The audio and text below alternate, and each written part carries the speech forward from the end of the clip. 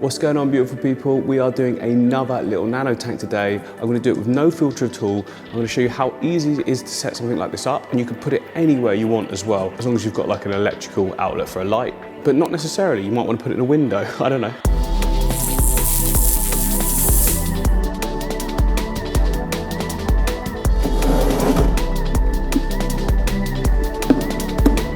So here is our tank. It's very cheap, quite small. I mean, there's a scale. But the idea behind this video is that it's really minimal cost and something that everyone can have a go at. Although the whole thing is just sort of covered in fingerprints. I better clean them off.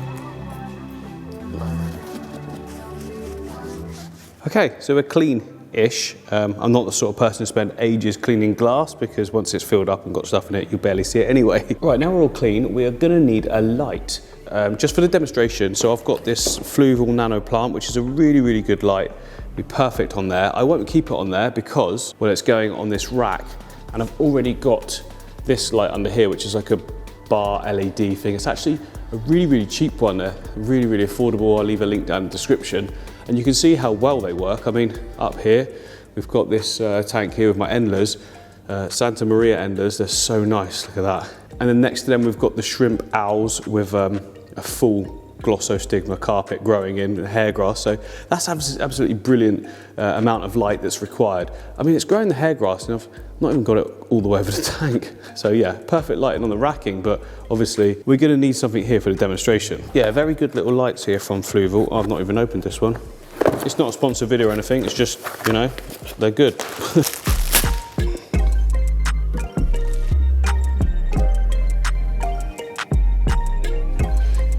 There we go, see, look at that, lit up really nicely. And you can adjust the height in that if you need to, but I actually think we need it right at the top because it's only a small little tank. Now, the absolute key to any no filter tank is the substrate system. If you get this bit right, the rest is just easy and takes care of itself. If we get those plants growing for a nutrient-rich substrate, they purify the water, and then any of the fish waste just goes into that substrate, it just goes round and round and everything is good. So this is the shrimp owls tank. It's a good example. Look, there's no filter in it at all. It's doing brilliantly, nice and clear.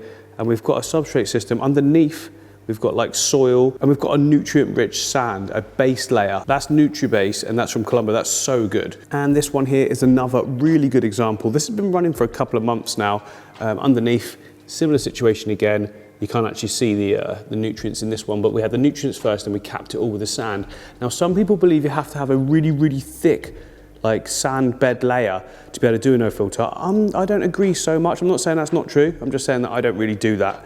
I just do sort of medium thickness. I make sure there's a ton of nutrients that are locked down and then the plants just start growing crazy. You get some floating plants in there, and yeah, you end up with something as beautiful as this, which is proper natural if you ask me. Some say this should be moving flowing water, maybe so, but I just love that this all just looks after itself. So then, nutrients first at the bottom, what have we got? So that's an aqua soil. That's not what we want. Oh, there it is. Really heavy and dense, this stuff. So it's called NutriBase, look.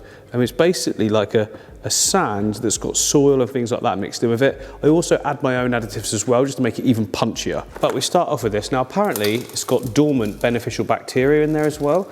And that makes sense to why I get such good success right from the start when I use this stuff. I'm gonna go with a couple of little scoopfuls. You don't need a huge amount of it, it's very potent. And then to beef it up with even more nutrients, I add aquatic compost. Where are you, where are you? There it is, this is the stuff.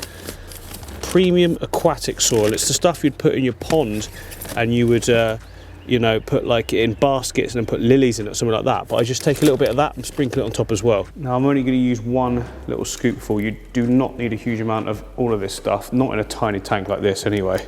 Might as well mix all that in together and I break up any sort of lumps. You could obviously mix this out of your tank and then you might not scratch a glass like I probably have. I'm not too worried though. Next, I'm going to use a sand flattener and just sort of bring it away from the edge just a little bit. Unless you want to see it. I mean, I used to just leave it there so I could see the different layers, but I'm going to go for a sort of neater finish on this one. Okay, cool. Then we can just cap over the top of all of this with the sand. This one here, that's a little bit too coarse actually. I want a bit finer than that just as the capping layer. Yeah, here we go. Look, I found a finer one. Fine sand just works really well for capping down any nutrients.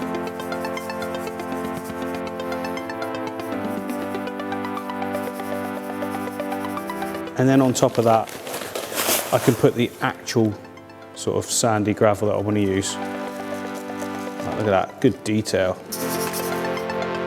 So from the front it's hard to tell, but if you come to the side, look, it's kind of banked up. You can see the different layers.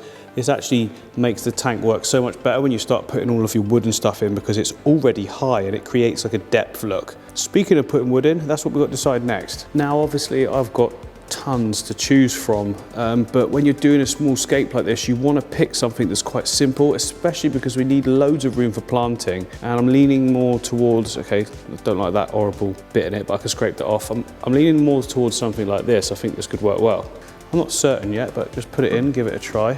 It could potentially work. It's quite big, to be honest. It doesn't give us much room in here for anything else. How about if we did the side like that? That's quite cool, but again, it's touching the glass and that's not good for maintenance. To be honest, we could just go no wood and just go with different rocks and do sort of an irigumi, but with carpeting and stem plants all behind it. That might look really good, actually. I'll have to go for a grey, I think, because it'll actually go really nicely against this gravel. Okay, how about something like this? Oh, that's too big there, but I think that's too big. Oh, I think that's too big in general.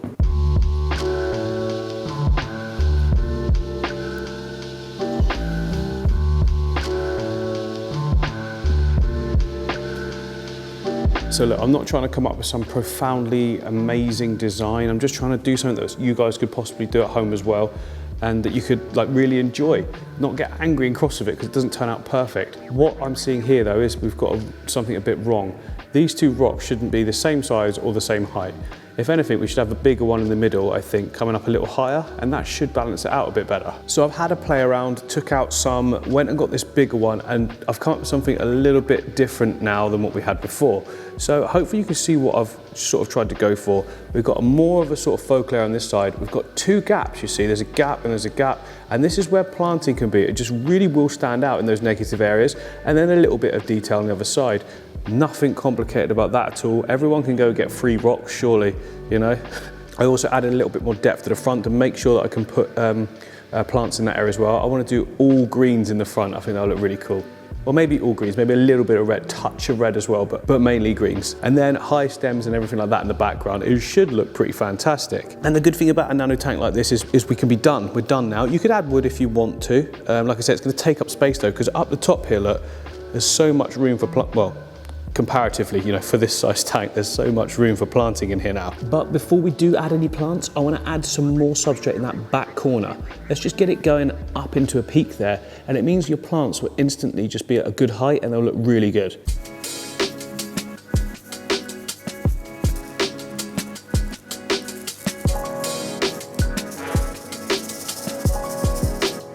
There we go, look, that's gonna work really, really well. We can get planting. Actually first, just to add a little bit more nutrients, you know, we've got this higher section here now and the nutrients right down there. I'm gonna add in some root tabs. I've got some API root tabs here. I'm gonna break them up into smaller pieces.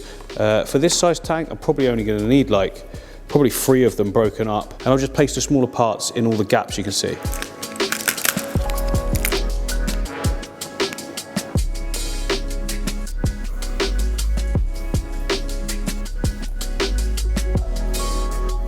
Now we have got options here, remember, but I do want to use a lot of plants because there's no filter. The plants are going to be the filtration as well as the substrate system, so you need a lot of them. Now sometimes you can do scapes like this and leave the foreground sandy, so it's like an open section, but I'm just going to pack it full of smaller plants. So I've got Monte Carlo and HC. They're a similar kind of plant, to be honest. They're like baby tears and dwarf baby tears. Like, look, they actually look very similar but different sizes, and I think that'll add a nice bit of variety and texture. These are from Aquafleur. That's where I get all my plants from nowadays. These guys are brilliant. I went to visit them and saw everything, the whole setup, and yeah, so good. I'm just going to divide them all up into like smallish sort of portions rather than plant them all in one big section.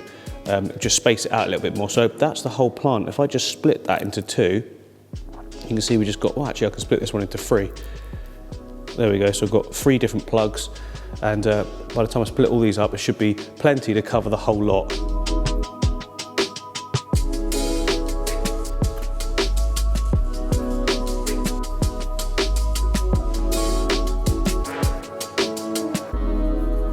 There we go, that's all planted in the foreground, looking great. It'll all fill in completely, and as it sort of grows, you trim it so it stays flat and like a sort of front lawn. Now to fill up all the rest, I'm gonna fill the tank up with water because I want to be able to put the stems in so they sit absolutely perfectly straight away. Not everyone does it this way, but it's just really like the way I like to do it. Now remember, we've got that whole sort of substrate system underneath there, so we wanna fill this tank up really, really slowly. Just take your time with it.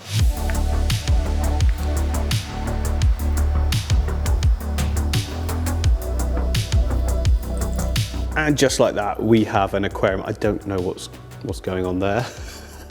Where's that coming from? I was suggesting it was purling, but that's actually coming out of the rock, which I don't know what that is. We're just gonna pretend that's not happening.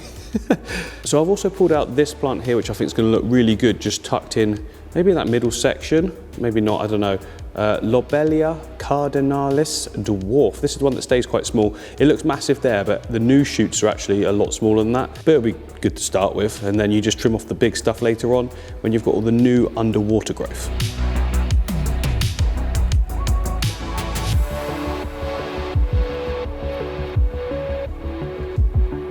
Yes, that already looks good, but it's now time to go stem plant hunting. So I originally set up the molly tank here, the molly and swordtail tank, as a bit of a place to actually sort of harvest plants from.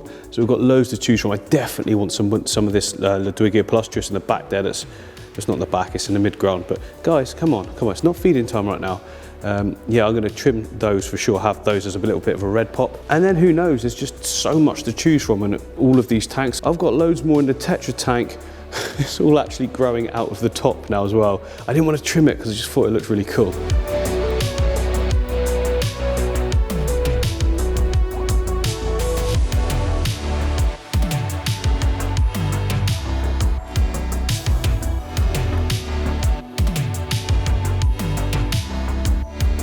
Nice little red pop there, just a little bit of different textures and things. It's about variety in a tank like this, isn't it? And just mixing it up, different plants. I'm gonna go more green now over to this corner, and some rotalas, that kind of thing. More stem plants that can be trimmed heavily and just made into a really cool shape that's sort of, well, we can mold the shape as we go, to be honest, but to start with, it's about getting those plants in and getting them growing.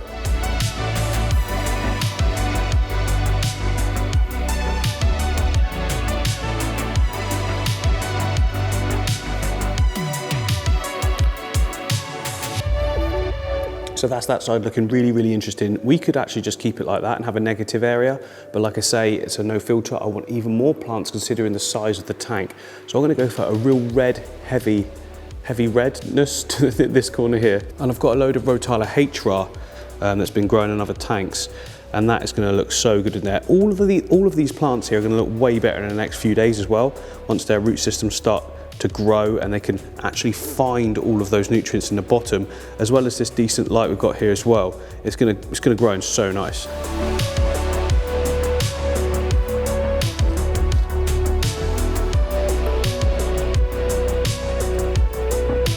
Well, I don't know about you, but I absolutely love that, and I love the simplicity of it all, but still gets that high-end look. Do you know what I mean? It's just water in there, that's all it is. Now, for a tank this size, if you haven't got water like me, so my pH sits at about 6. Nitrates are pretty low, they're not too low though. My TDS, which is the solids in the water, comes out of the tap around 100. So, you know, I've got pretty sort of cleanish water, do you know what I mean? It's quite cleanish. So if you want to start with a blank slate, use half tap water and use half like distilled water or something like that. And that'll probably be a pretty decent start for you if you struggle with like really hard water or something like that. Because it's so small, you could easily just do water top-ups with, you know, bottled water or like deionized water. I don't know, what's it, RO water? That's the one, where they like take everything out of it. You could just go to your fish shop and buy some, fill this up from one jug. If you just wanted to have a couple of these around the house, quite a few people do. They like having the opportunity, or, you know, the ability just to have a load of small nanos, and they can be massively, massively fulfilling. You don't have to have these giant tanks. It was quite a good while in my, when I first started doing all of this, where before YouTube, I only had nanos because I could only have tanks, small tanks in the house, and it was really, really good. So yeah, little tanks like this can be put, it doesn't look little when I've just zoomed in like that, but look, there you go. I mean, we know it's little, right? I'm also thinking of adding just a few more little plants in some little gaps.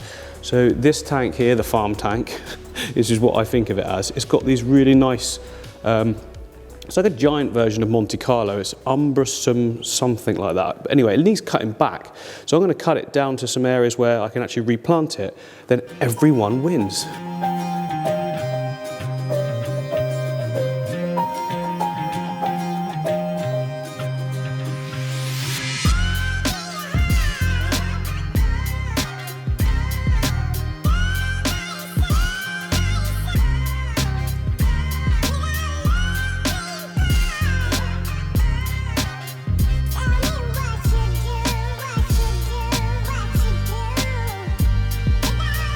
So as I said previously, the root systems will not be established yet. It will be a good few days to a week. So what I'm going to do now is add a bit of fertilizer so the plants can take it from the water column whilst they're sorting out the roots. Ultimately, you want the roots getting really good nutrients. Even stem plants just, they grow nuts when they've got a good root system on them.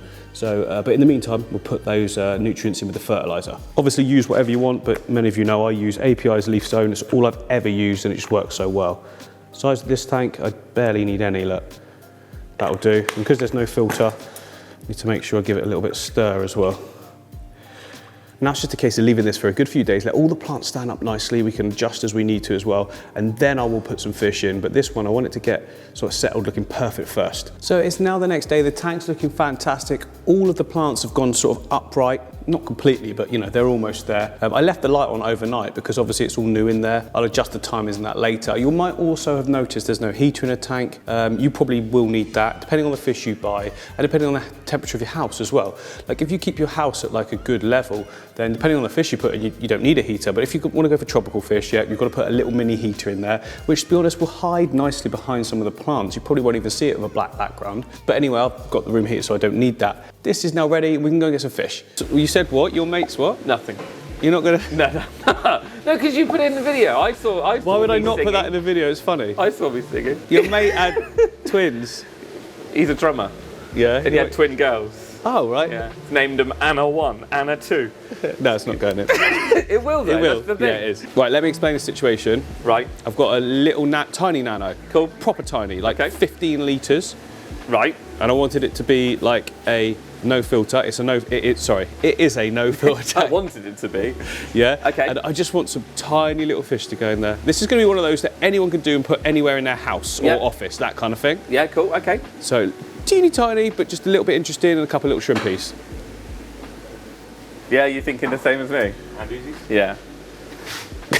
I don't know what's going. Okay. This way. Yeah, we got something. Yeah. I think that'll be I sorted. knew I'd come to the right place. You know. Would you expect any less from us? Where are you looking? Where are you looking? These little guys. But they're absolutely tiny. Yeah. So that's perfect. Yeah, Anduzii pencilfish. The water will now turn back on. But yeah, they're a tiny little pencilfish, like 2 centimetres fully grown. Ideal. Yeah, really, really dinky. Yeah, I think they'd be perfect for it. Okay, a little group of 6 maybe? Yeah, I think so. I think that'd be nice. And then we've got some nice shrimps around the front. So what I'm trying to explain to people is that if you're doing a no-filter tank, you need to keep stocking low. Yes. And plants high. Yes. So you know I've got no problem with the plants. Yeah, this is it. It's all about that ecosystem, isn't it? Building the right ecosystem and then it works. And yeah, they'll be great, little bit of a feature. You can watch it. Will they breed?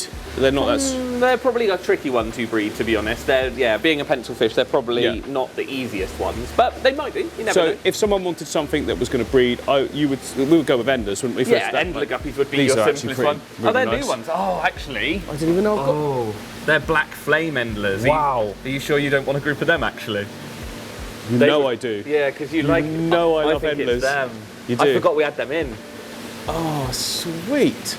Yeah, see, because you can get the bigger pencil fish for a later project, I think, because the bigger pencil fish are nicer.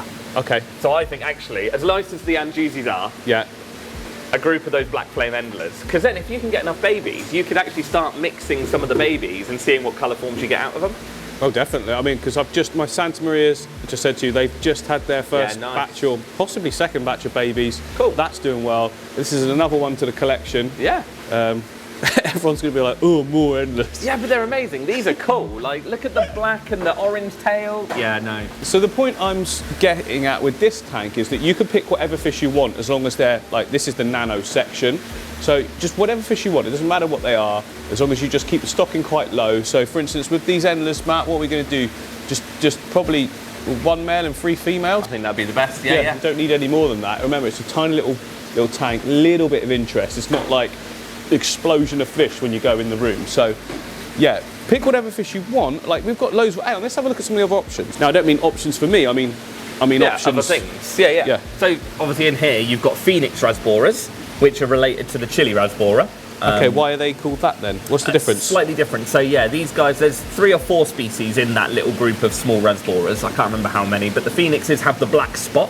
Oh yeah. And then whereas Chiles will have a black line. Chiles generally get a bit redder as well, with these guys being a bit more coppery orange, but they're still nice. Yeah, obviously, I like them. Hammering around with them, you've got the little baby sparkling gouramis. Oh yeah. So they're proper tinky. Oh, they yes. they came in really small this time. There you go, there's a group down here actually. There you go, in front of the rock, look. Trying to focus. All these fish are so small that it's hard to focus. Our poor bendy rice fish as well. But I do love these smalls. Oh, I love these as well. Yes, the emeralds. I had them before. Yeah, in the back there, they're lovely. They're a nightmare to get a video of when they're hammering around. Yeah, they're quite quick, aren't they? Very quick. They colour up so nicely with, obviously this isn't like planted tank lighting. This is just general lighting. But when you've got like quite high planted tank lighting, put them in a planted tank, the emeralds get amazing purple and reds, don't they? Yeah, really cool. And then they get these like gold sort of bars to them. Yeah. They're really smart. Oh, actually. No, nice. I've got to keep the collection going. I'm going to set up another one. Just screw it. Do more. I'll be back in 10 minutes. Yeah, let me go get another tank running. Yeah, no, there's so many different ones, and it is just keeping the size relative to the tank that you're doing. Yep. You know, if you've got a small tank, keep it small fish. And then it is just making sure that the numbers are right and the planting's there, and yeah, it's fun. But the key is if they want to do no filter, keep the stocking low and the plants high. Yeah. And floating plants help massively. So recently, someone told me about putting floating plants in green water. Okay, yeah. It literally has worked. Oh, wow, okay, interesting. So that's something I didn't know that I now know, which is awesome, because it was sort of put me off doing the no filter thing. Yeah. Because it was always that risk.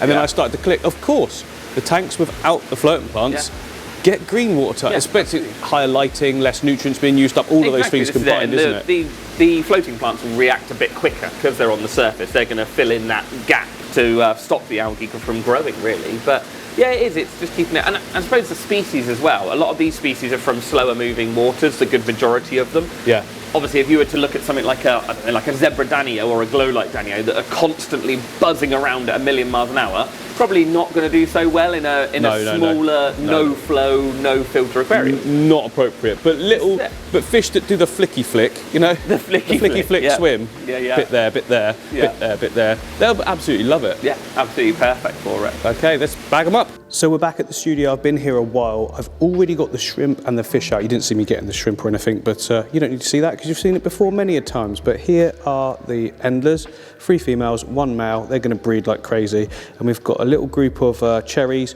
a couple of amanos, and then a ton of little babies that came for free as well in the scoop, which is perfect. Now, like I say, everything is the right temperature. It's all been sat here so it can go straight in. So first up, let's go with the cherries and the amanos. I completely forgot what they're called then. You going to come out, guys? It's a very grippy net, so they might not want to. Let's turn it inside out. There we go. That's all of them in. Oh, no, there was one more. And always a good idea to do shrimp first, really. Now, it's very important in a tank like this that hasn't got a filter to have a cleanup crew. And this is going to be the perfect cleanup crew for this size tank. If you don't have this, it's more hard to get a balance because any little bits of algae and stuff, they're going to peck at it, they're going to eat it, and they're just going to break down waste and things like that the fish are going to create. Or you might notice at the back there is also a snail. I'll be adding even more snail. In fact, let me get some snails. And I know just the tank. This is down in my other shrimp tank. Look, fed it recently, so there's an algae wafer in there. We've got a ton of snails. I can put a few of those in as well. Yeah, here we go, look. So for me personally, snails, very, very important part of an ecosystem. I absolutely love them. I never try and get rid of them, although I know some people do. They're just perfect. They're brilliant. They breed on their own. They self-regulate if you don't overfeed the tank. So yeah, snail's brilliant. And then next up, it's going to be the endlers. They will probably hide to start with, so I might have to come back to it to show you them in all their glory, fully coloured up. Go on then, guys. This is your new home. Oh, then not too shy at all. Look at that. Oh, the females look lovely. So no colour on the females, but they're absolutely sort of glowing under this light. Male, how is he looking? Okay, yeah, still got his reds. The darker patch in the middle, I think, goes a little bit darker, unless we got more of a bluey one, but I'm happy straight away. Look at this, look, just a few little fish in this tank. It's their own little kingdom.